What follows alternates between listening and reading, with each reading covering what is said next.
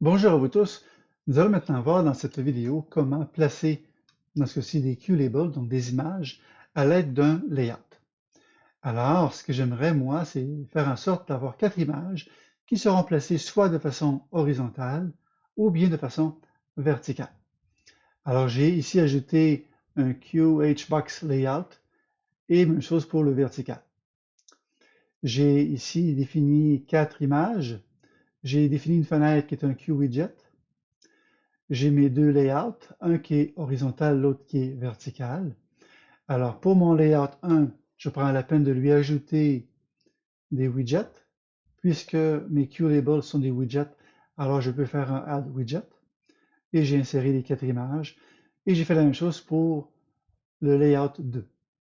Alors ici, ma fenêtre, je ne peux lui appliquer qu'un seul layout à la fois.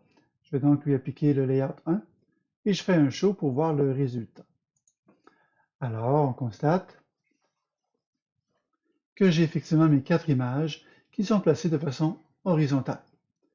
Si j'augmente la dimension de la fenêtre, alors on voit le comportement de celui-ci. Si au lieu de layout 1, je prenais le layout 2, donc un vertical, le résultat que j'obtiendrai, c'est le suivant.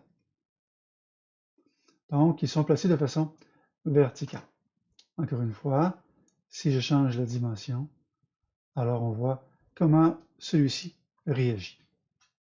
En gros, j'ai donc bien sûr utilisé mes images, mes QLabels, mais ce qui est important ici en ce qui concerne les layouts, c'est que j'ai pris la peine de déclarer celui-ci, donc soit horizontal ou vertical selon le besoin. Puis par la suite, je prends soin d'ajouter, dans ce cas-ci, des widgets à l'intérieur de mon layout. Alors, qu'il soit horizontal ou vertical, il va les placer de façon séquentielle. Donc, si c'est horizontal, le premier sera à l'extrême gauche et les suivants vont être placés à droite au fur et à mesure. Et si c'était vertical, alors le premier serait en haut et ceux que j'ajouterais, ils seraient immédiatement en dessous.